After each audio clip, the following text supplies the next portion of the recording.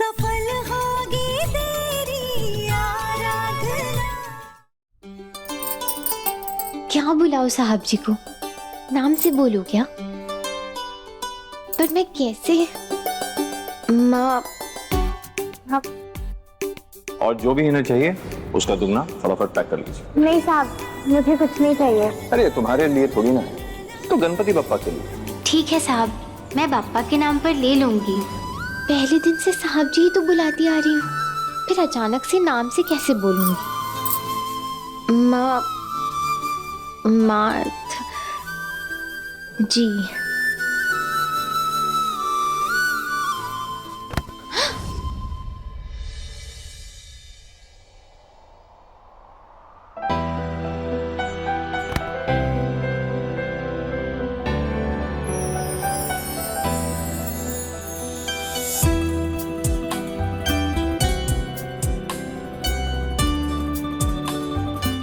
अब आप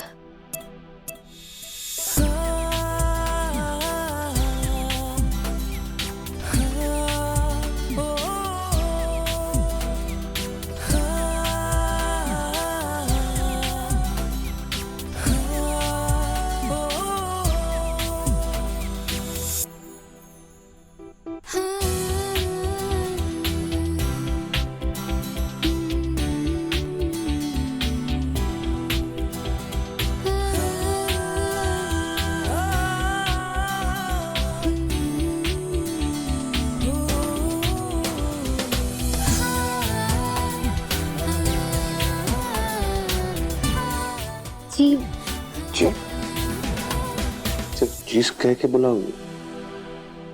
जी से पहले मेरा नाम तो बोलना होगा। बोलो तो बोलो, आगे बोलो, क्या है मेरा नाम? तुम्हारे मुंह से मैं अपना पूरा नाम सुनना चाहता हूँ आराधना। बोलो। आपने नीचे कुछ बोला क्यों नहीं? सब लोग मुझे चिढ़ा रहे थे। क्या बोलता? बल्कि मुझे तुम्हें चिढ़ाना चाहिए था। अरे सबके सामने अच्छा लगता है क्या बार बार साहब जी बोलती रहती हो? मुझे तो शादी के पहले दिन ही तुम्हें रोक देना चाहिए था। अरे मुंबई से, मतलब पहले दिन से ही तो मैं आपको साहब जी बुलाती आ रही हूँ ना। हम क्या मुंबई में हैं? और क्या तुम वो किराने की दुकान वाली छोटी सी रोती हुई स्टूल पे बैठी हुई लड़की हो? छोटी सी रोती हुई? फिर से मेरी हाइट पर जा रहे हैं ना आप? हमारी शादी हो चुकी है आराधना, और मैं जब तुमसे खुल के बात करता हूँ, सोचता नहीं हूँ बात करने से पहले, क्या तुम वैसे नहीं कर सकती? मेरा नाम लेना चाहिए, प्यार से मुझे पुकारना चाहिए, इसमें गलत क्या है? वो सब बातें छोड़ो तुम, बस ये बोलो कि अब कैसे बुलाओगे मुझे? जी जी माँ। माँ सिर्फ पहला अक्षर? और नहीं तो क्या। मैंने तो सुना है कि कोई यहाँ अपने पति का नाम नहीं लेता है। पति का नाम लेना अच्छा नहीं माना जाता है यहाँ पर। अच्छा, कहाँ सुना है? किसने बताया है? मुझे भी तो पता चला। अच्छा बहाना है ना? चुपचाप मेरा नाम लेके मुझसे बात करो, ठीक है? क्या बुलाओगे? माँ जी, अच्छा जी, सुनिए जी, सब जी। अच्छा मजाक भी उड़ाओगे मेरा?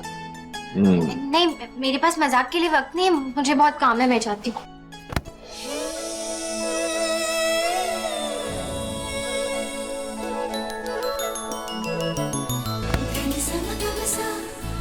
दो दिन बाद हमारी शादी है आराधना, फिर तुम मुझे सिर्फ मेरे नाम से पुकारोगे।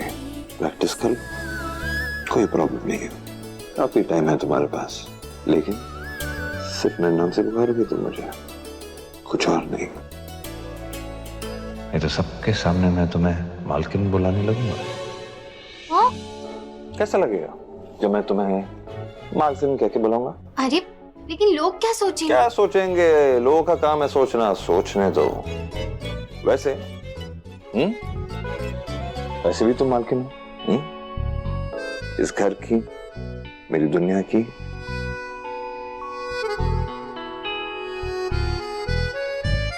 मेरे दिल की, है ना? वाह वाह, तो आप भी मेरी काशी दीदी की तरह फिल्मी डायलॉग बोलने लगे हैं। काश मैं तुम्हारी काशी दीदी की तरह होता आराधना। लेकिन हाँ, ये बात तो पक्की है 2 दिन है तुम्हारे पास, अच्छी तरह प्रैक्टिस करना और मुझे मेरे नाम से ही पुकारना। शादी तक का टाइम मिल गया है तुम्हें, उसके बाद टाइम नहीं दूंगा मैं तुम्हें। लेकिन आप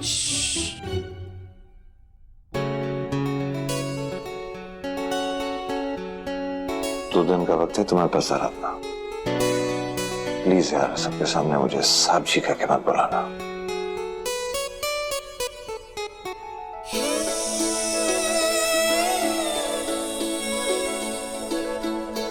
तो फिर कैसे बुलाऊंगी इनको? ओफो, क्या ही मुसीबत है।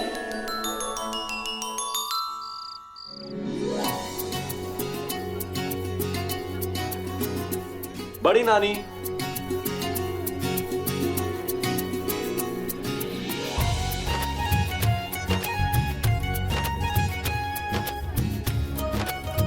आ गया हमारा आर्यन, हमारा बच्चा। बहुत अच्छा हुआ जो तू समय से आ गया।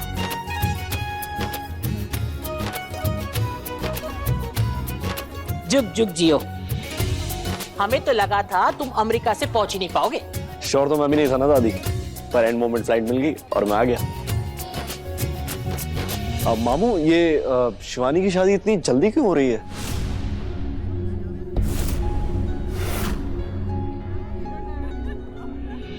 बेटा, तुम्हारी माँ ने नहीं बताया तुम्हें?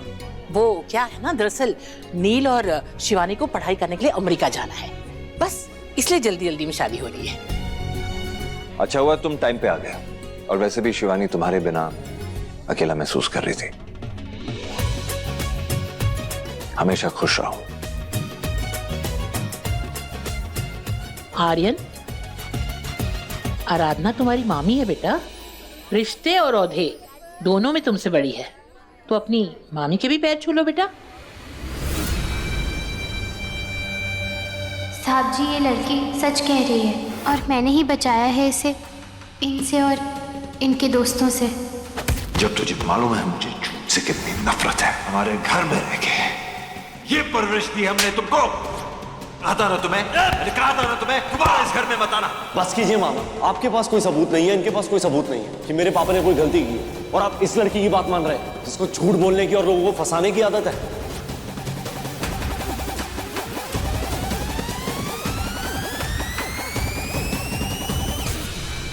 खुश रहो। आर्यन, एक काम करो, जाके शिवानी को मिल लो, वो तैयार हो रही है। बाद में तुम्हें वक्त नहीं मिलेगा उसे मिलने का। आर्यन, वो शिवानी से मिलने से पहले हमें तुम्हें कुछ बताना है।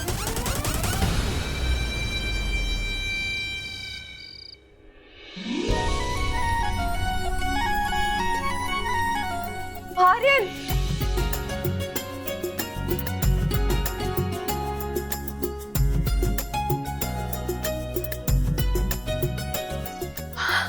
आर्यन, I can't believe कि तू आ गया।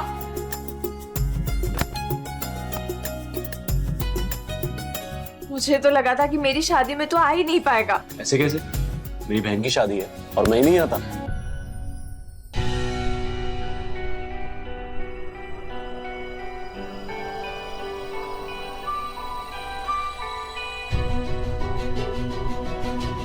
सुनिए ना, अभी आप जा सकते हैं, हम अपनी बेटी को खुद तैयार करेंगे।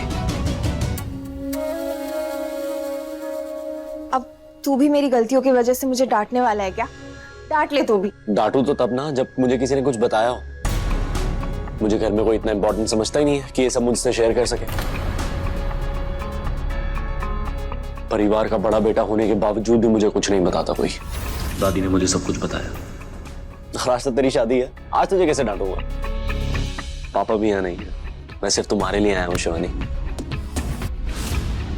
जिस अकेलेपन को मैं बचपन से फील करता हुआ आ रहा हूँ, वो आज तेरे इतने स्पेशल डे पर तुझे कैसे फील करा था?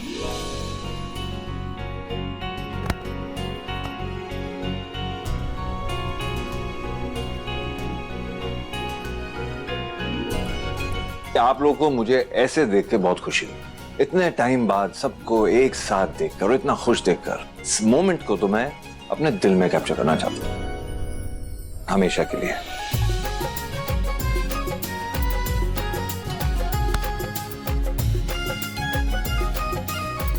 अरे, आप सब लोग अभी तक यही हैं? दादी ने सबको नीचे बुलाया है पूजा के लिए। चलो आप लोग चलिए प्लीज, मैं फटाफट से रेडी होके आता हूँ। आओ शिवानी। चल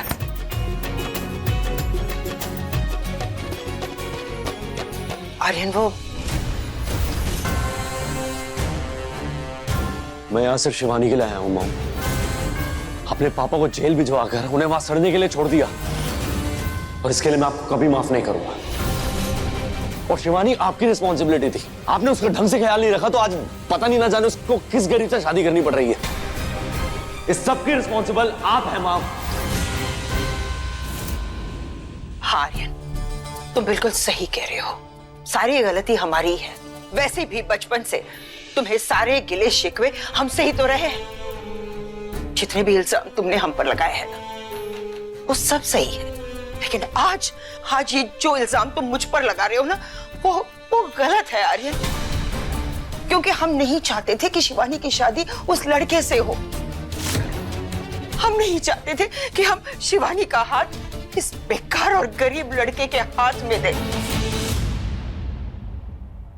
शिवानी की यह हालत जब तक हमें पता चला तब तक बहुत देर हो चुकी थी आर्यन। ये बाहर जो कुछ भी हो रहा है ना, वो सब कुछ आराधना का किया धरा है। उस लड़की की वजह से तुम्हारे पापा को बहुत नुकसान झेलना पड़ा, क्योंकि उस लड़की ने तुम्हारे पापा के चरित्र पर उंगली उठाई थी। यही है वो आदमी साहब जी, इन्होंने मेरे साथ बदतमीजी की थी। शिवानी की ये शर्मनाक हरकत, उसकी प्रेगनेंसी, ये सारी बातें अगर आज बाहर आई है ना, उसके लिए जिम्मेदार सिर्फ और सिर्फ वो आराधना है। आर्यन, अगर ये आराधना बीच में टांग नहीं अड़ाती तो आज तुम्हारी बहन शिवानी की शादी उस गरीब और बेकार परिवार में कभी नहीं होती। आर्यन, ये बात सच है कि हमने तुम्हारे पापा को कभी सपोर्ट नहीं किया, लेकिन ये बात भी तो सच है, तुम्हारे माता पिता तुम दोनों भाई बहन के हमेशा से पक्ष में थे और रहेंगे। आज भाई बहन के प्यार के बारे में एक सच्चाई हम तुम्हें बताने जा रहे हैं।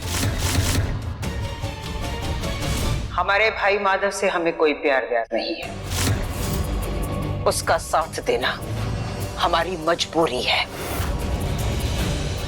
हमारे पिताजी की जो विरासत है ना, हम चाहते हैं कि वो विरासत तुम्हें मिले,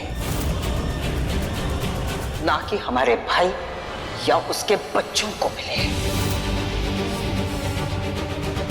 आर्यन, अब वो वक्त आ गया है कि तुम अपनी मां को जानो। हम दोनों के बीच जो राज के पर्दे हैं ना, उसे हटाने का आ गया है।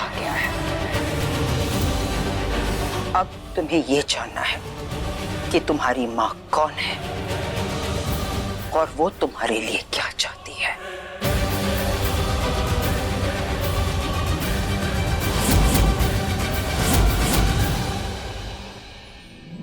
आइए, सब कुछ इतनी जल्दी जल्दी में हो गया कि आपकी तरफ से ज्यादा मेहमान ही नहीं आ पाए ना, तो मैं ही आपकी तरफ हो जाती हूँ। थैंक यू बेटा।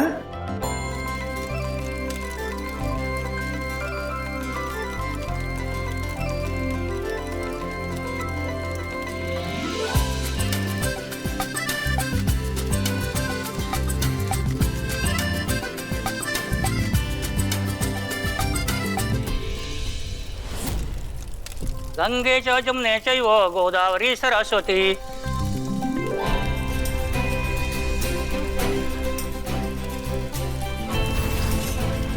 गठबंधन के लिए आगे आइए।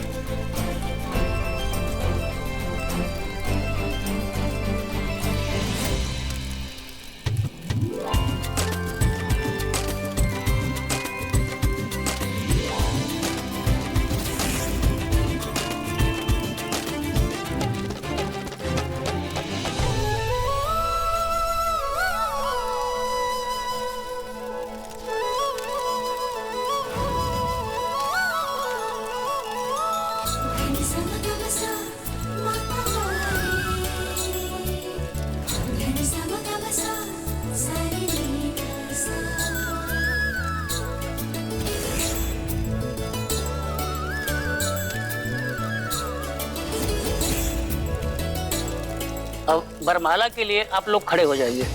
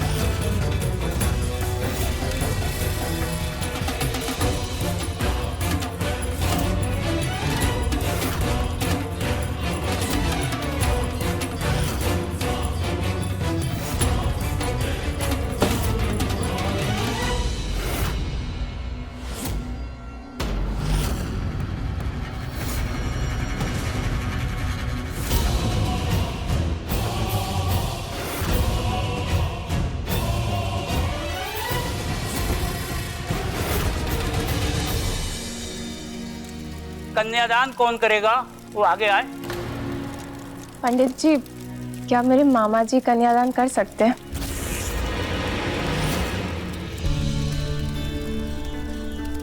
यजमान, कन्यादान के लिए आगे आइए। जी।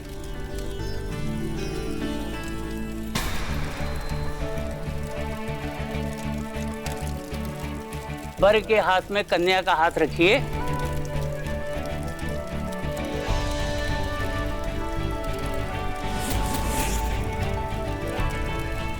पान के पत्ते, रोरी और चावल लेकर आइए।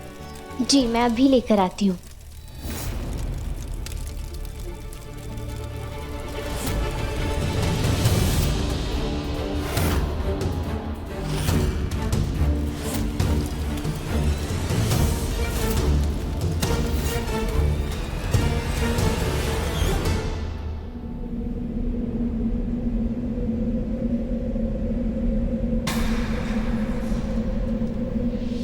भैया रुको।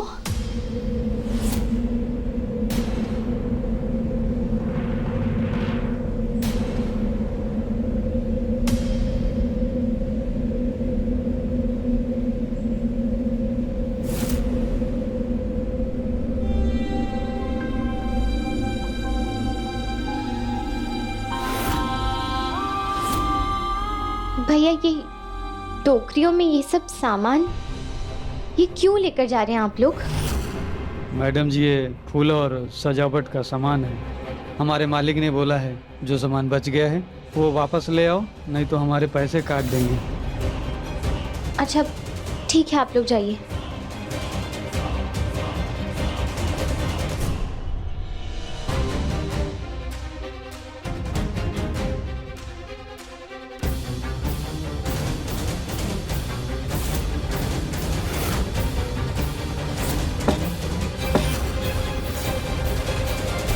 विवाह संपन्न हुआ। अब आप दोनों पति पत्नी हुए, अपने बड़ों का आशीर्वाद लीजिए।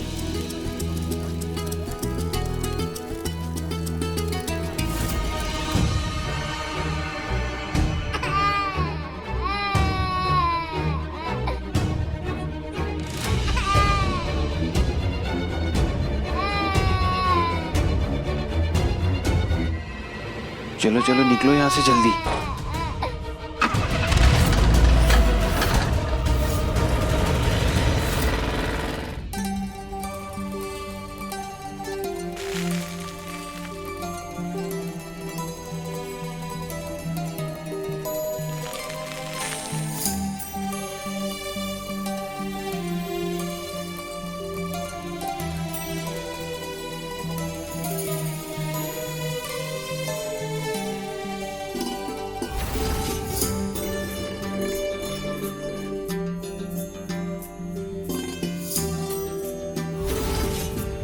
भगवान करे तुम हमेशा खुश रहो। शिवानी, याद रखना तुम्हारे मामू हमेशा तुम्हारे साथ है। कोई भी चीज की जरूरत हो तो मैं हूं ना।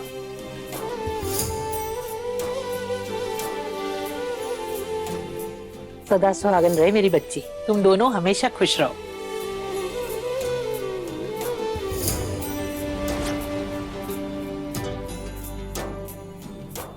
खुश रहो।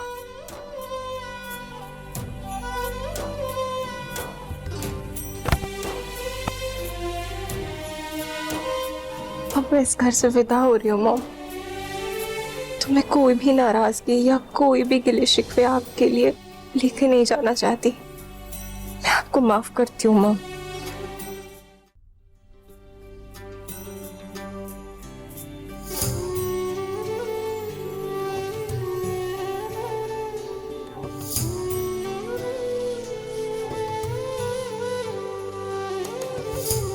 मामी, विनायक कहाँ है? उसको बिना मिले मैं ऐसे कैसे चली जाऊं? विनायक को जरा नींद आ रही थी ना, तो मैंने उसे सुला दिया था। अब भी लेकर आती हूँ उसे।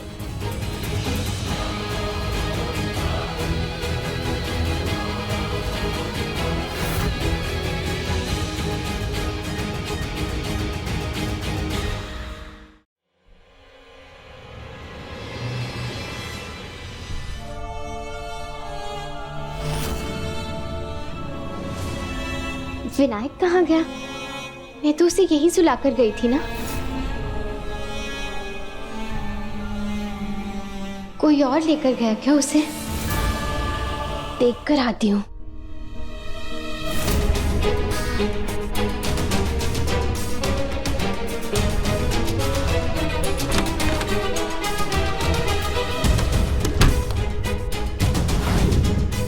सब जगह देख लिया मैंने, लेकिन विनायक तो कहीं नहीं दिख रहा है। हाँ, ऐसा भी हो सकता है कि शायद वो जाग गया हो तो कोई सर्वेंट उसे टहलाने लेकर गया हो। जाकर देखती हूँ।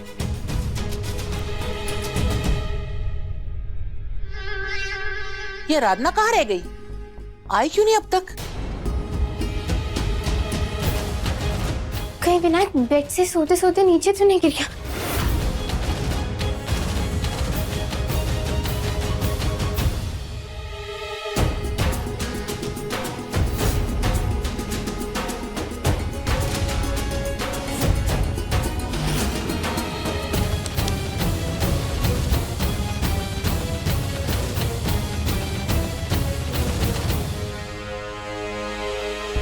दादी, मुझे लगता है विनायक अभी तक सो रहा है, उठा नहीं होगा शायद। फ्लाइट का टाइम हो रहा है। टाइम पे नहीं गए तो तुम्हारी फ्लाइट भी मिस हो सकती है। तो वैसे भी डायरेक्ट फ्लाइट है नहीं। पहले जाना है तुम्हें दिल्ली, वहां से चार्टर्ड लेना और जाना है London. Come on, let's go. हाँ बेटा, विनायक से आकर मिल लेना।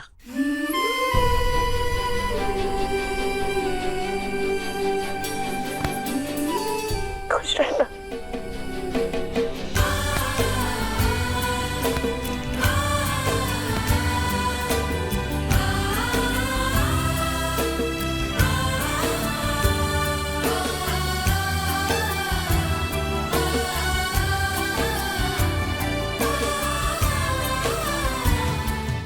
साहब जी,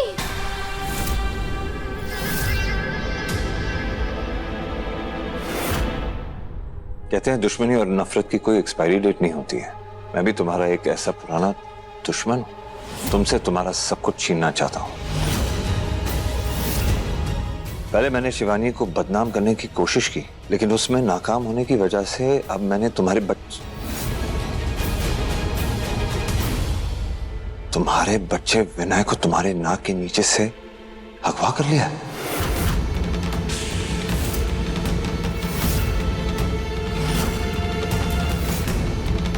अब वो मेरे कब्जे में है। तुम मुझ तक, मेरी पहचान तक कभी नहीं पहुंच पाओगे। मैं तुमसे धीरे धीरे तुम्हारा सब कुछ छीन लूंगा, जैसे तुमने मुझसे सब कुछ छीना है। अब मैं तुम्हें कभी खुश नहीं रहने दूंगा। अगर अपने बच्चे को बचाना है तो कल अपनी सारी प्रॉपर्टी जो तुम्हारे और तुम्हारे बच्चे के नाम है उसे मेरे नाम कर दो।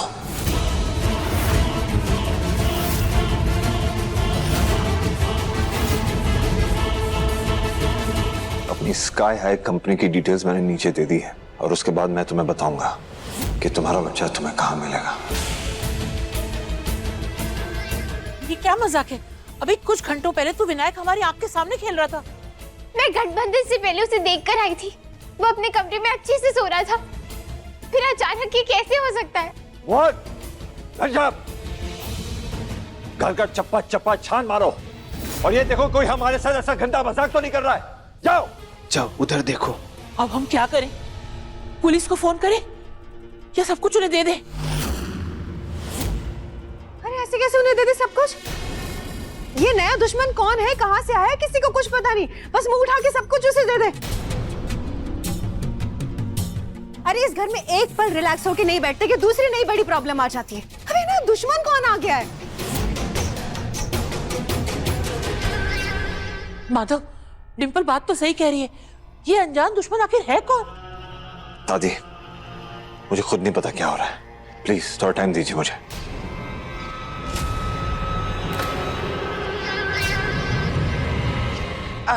तो माधव क्या करें हम? हाँ, पुलिस को इन्फॉर्म करें या हम खुद जाए विनायक को ढूंढने? थोड़ा सोचने दीजिए मुझे। अरे चलो हम घर के बाहर और आसपास देखते हैं, हो सकता है विनायक यहीं कहीं हो और कोई हमसे मजाक कर रहा हो। एक काम करो, तुम घर के पार्किंग एरिया और आसपास देखो, मैं घर के बाहर देख के आता हूँ, जल्दी चलो। अरे कौन है ये नया दुश्मन? पहले शिवानी की शादी नहीं होने दे रहा था और अब बच्चा किडनैप कर लिया है।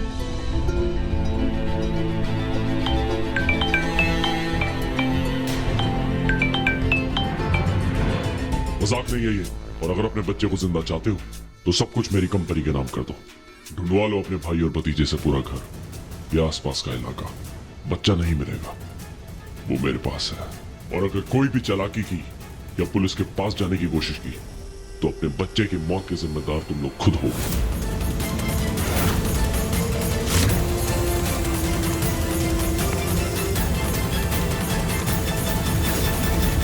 माधव, ये दुश्मन तो हर पल हम पर नजर रखे हुए।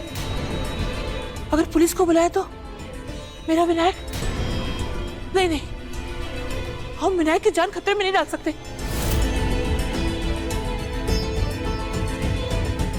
शुक्ला। हाँ माधव बोल। तेरी मदद चाहिए मुझे, मेरा बच्चा किडनैप हो गया। क्या बात कर रहा है यार? कब और कैसे हुआ और किसने किया किडनैप? कुछ नहीं पता, मुझे कुछ नहीं पता। कह रहा है कि मेरा पुराना कोई दुश्मन है, उसकी नजर मेरे पूरे परिवार पर है, इसलिए ना तो किसी को कुछ बोल सकता हूँ, ना किसी से मदद मांग सकता हूँ, ना पुलिस के पास जा सकता हूँ। बस अब तू ही मेरा एक सहारा है, क्योंकि तुझ पर मेरा विश्वास है।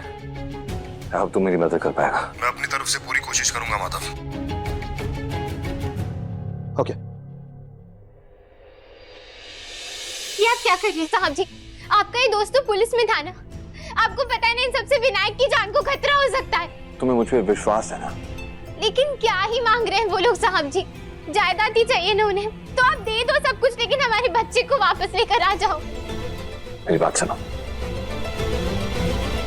विनायक मेरा भी तो बच्चा है ना, मेरे लिए भी मेरे बच्चे से ऊपर कुछ नहीं है आराधना। पर हम लोग नहीं जानते कि वो लोग है कौन और उनका इरादा क्या है।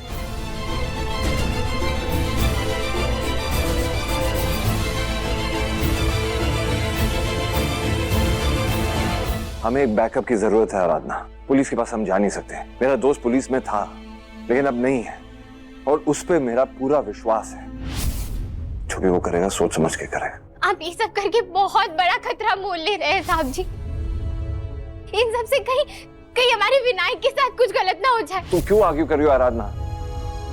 तुम एक माँ की तरह सोच रही हो, इसलिए इमोशनल हो, इसलिए मैं धैर्य से काम लेना होगा। भैया मेरा आपसे 2 मिनट बात करनी थी। आराधना खुद को संभालो, मैं भी आता हूं। चलो। कहाँ गया होगा मेरा बच्चा?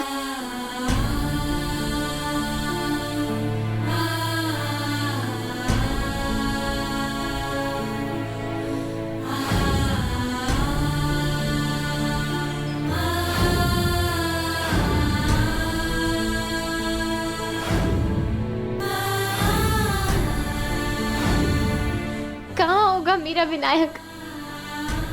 किस हाल में होगा? कौन लेकर गया है उसे? कौन सा दुश्मन है ये?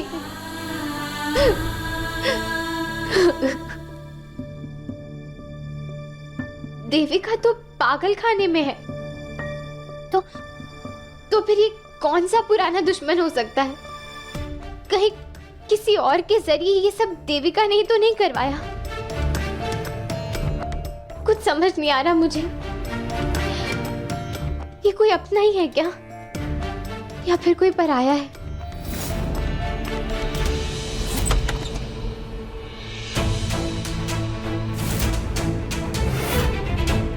तुम हमारे कमरे में क्या कर रही हो आराधना?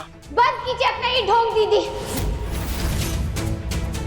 आपको पता है कि मैं आपका सारा सच जानती हूँ, लेकिन फिर भी मैं चुप हूँ, क्योंकि मैं सारे परिवार के सामने आपको शर्मिंदा नहीं करना चाहती।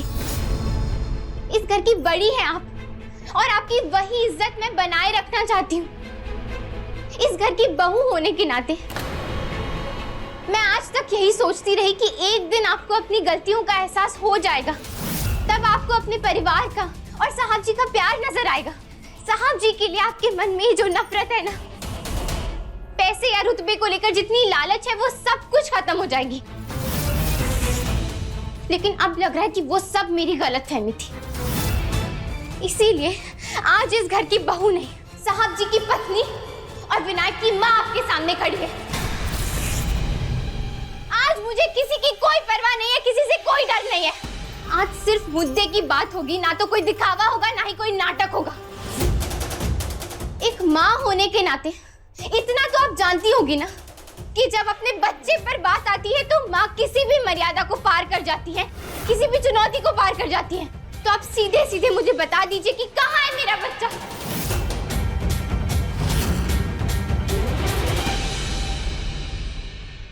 कैसा सवाल है ये?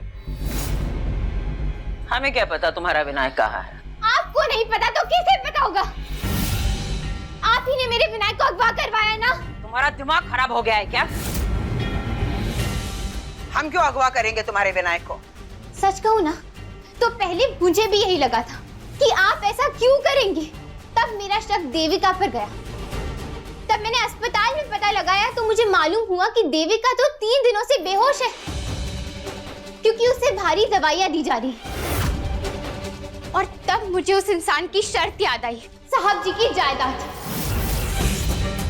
वही जायदाद जिसके पीछे हमेशा से सिर्फ और सिर्फ आप रही हैं, देविका नहीं। तो इसका मतलब जाहिर सी बात है कि विनायक भी आप ही के पास है ना। इसीलिए आपकी भलाई इसी में है कि आप विनायक को मुझे सही सलामत सौंप दें, क्योंकि अगर विनायक को जरा सी खरोच भी आई ना मेनका दीदी, तो मुझसे बुरा कोई नहीं होगा। मैं भूल जाऊंगी कि आप साहब जी की बड़ी बहन हैं। भले ही मेरे पास आपके खिलाफ कोई सबूत नहीं है, लेकिन तब भी मैं आपका सच सबके सामने जाकर बता दूंगी।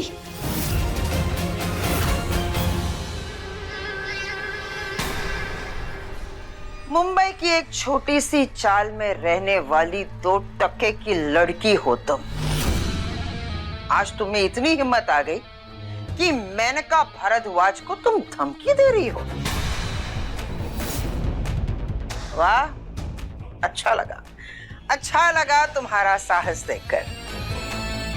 हम भी इंतजार कर रहे थे कि हम दोनों के बीच ये जो नाटक चल रहा है ना, उस पर से तुम पर्दा कब उठाओगी। आपको ये सब मजाक लग रहा है क्या? अरे किस मिट्टी की बनी हो आप? क्यों आप इस परिवार को, साहब जी को, सबको दीमक की तरह खाई जा रही है? तुम होती कौन हो हमसे सवाल पूछने वाली?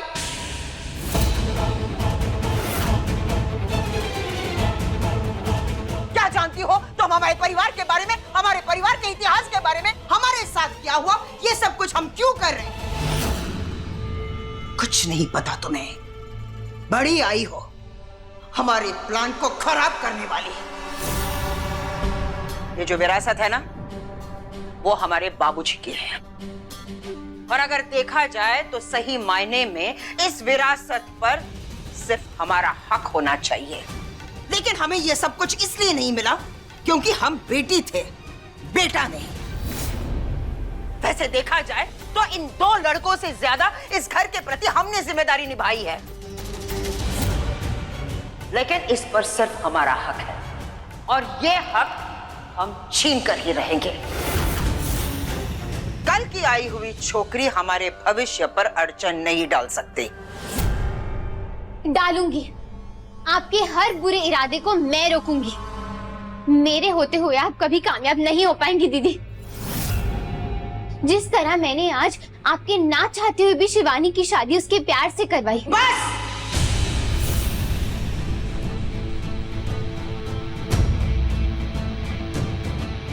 हमने कहा चुप।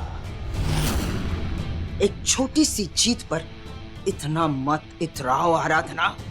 हमारी बेटी शिवानी की शादी उस 2 टके के लड़के से तुमने करवाई। एक गरीब घर में उसे भिजवा दिया। तुमने उसकी जिंदगी बर्बाद कर दी। उस दिन से तुम हमारी सबसे बड़ी दुश्मन बन गई हो। उससे पहले हमारी जिंदगी में हमारी कोई मायने नहीं थी। अब तुम्हारी जिंदगी को बर्बाद करना ही हमारी जिंदगी का सबसे अहम मकसद है।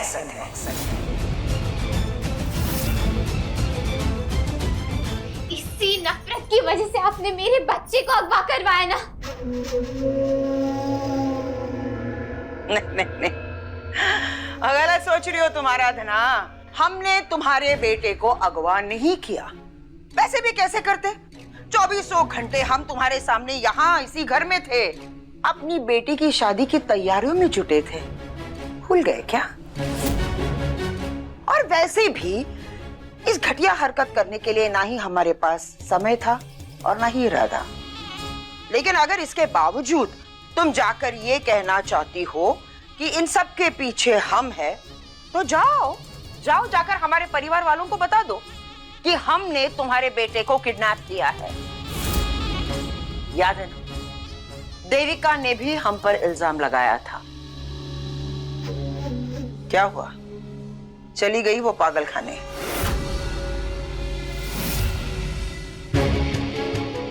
क्योंकि हमारे परिवार वालों ने उसकी बातों पर यकीन नहीं किया। जाकर कोशिश कर लो।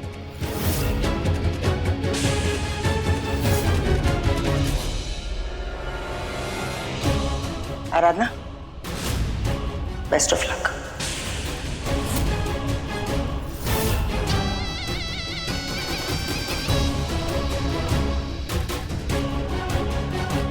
कुछ समझ नहीं आ रहा है, सच क्या है और झूठ क्या है।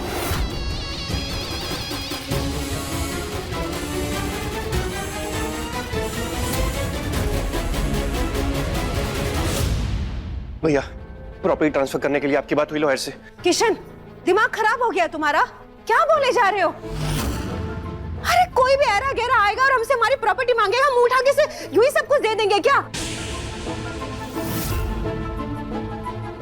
अरे सब कुछ तो बड़े भैया का ही है। पिछले कुछ सालों में बड़े भैया ने अपनी विरासत को 10 गुना बढ़ा लिया है। और तुम्हारा क्या? तुम्हारे पास तो बस वही है जो मिला है। सब कुछ अगर उस किडनैपर के नाम कर देंगे, सारी प्रॉपर्टी, तो हमें क्या मिलेगा? कभी सोचा है तुमने? डिंपल, तुम कहना क्या चाहती हो? ये रुपया, पैसा, जायदाद, ये सब हमारे घर के बच्चे से बढ़कर है क्या? दादी, मेरा वो मतलब नहीं था।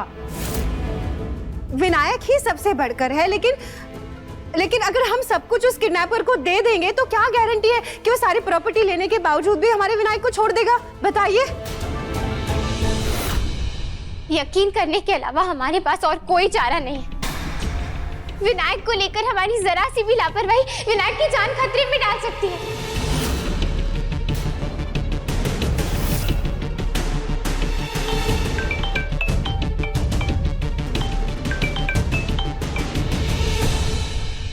पेपर्स रेडी है?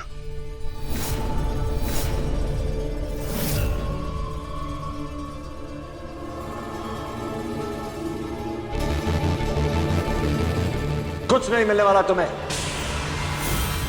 ना प्रॉपर्टी ना मेरा बिजनेस।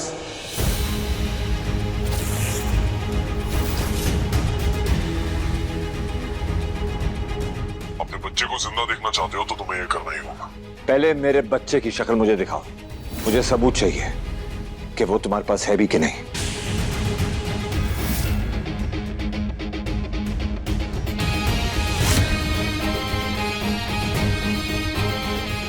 ये क्या किया आपने?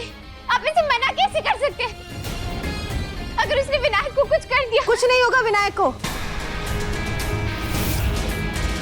बड़े भैया ने जो किया बिल्कुल सही किया। बड़े भैया कोई जरूरत नहीं अपनी प्रॉपर्टी उसके नाम करने की। लेकिन भैया विनायक की जिंदगी का सवाल है, इन हालातों में हम ये सब बातों के बारे में सोच भी कैसे सकते हैं? माधव, आराधना बिल्कुल ठीक कह रही है। किडनैपर्स के सामने तुम्हें ये शर्त नहीं रखनी चाहिए थी। कम से कम विनायक के बारे में तो सोच लेते।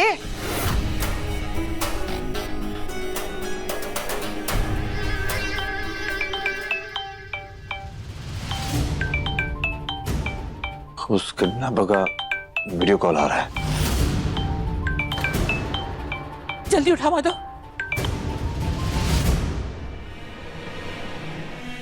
विनायक, देखिए अपने विनायक को, मिल गया सबूत अपने बच्चे के जिंदा होने का। जल्द से जल्द प्रॉपर्टी के पेपर्स तैयार करवाओ। विनायक सोता हुआ दिख रहा है। मुझे तो ये भी नहीं पता कि उसकी सांसें चल रही है कि नहीं। हल्के से विनायक को पिंच करो, मुझे उसकी आवाज सुननी है। भैया क्या कह रहे हैं? बच्चे को चोट लगेगी। अब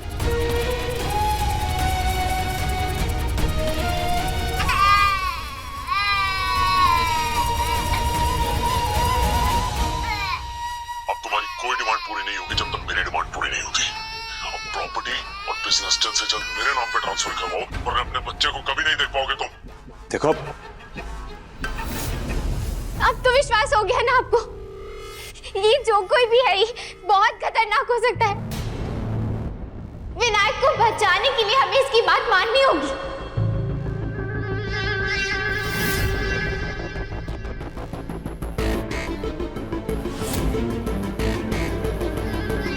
किशन एक काम करो, ट्रांसफर पेपर्स तैयार करो।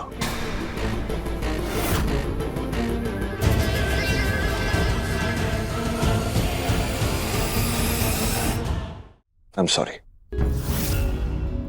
आप सभी लोगों से माफी मांगना चाहता हूं। एक तरह से देखा जाए तो ये जो कुछ भी है ये सब कुछ आप लोगों का ही है, सिर्फ मेरा नहीं। लेकिन मेरे बच्चे की खातिर मुझे सब कुछ देना पड़ रहा है।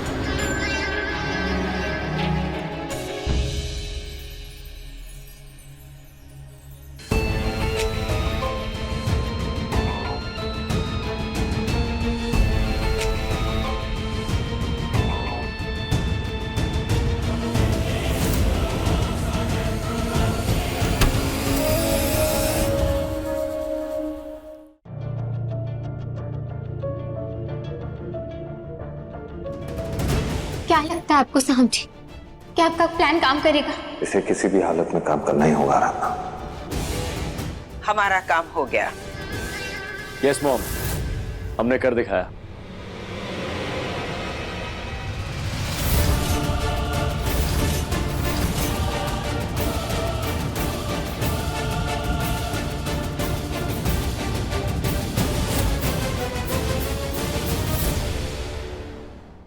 अपने पसंदीदा शो के फुल एपिसोड देखने के लिए अभी डाउनलोड करें दंगल प्ले ऐप।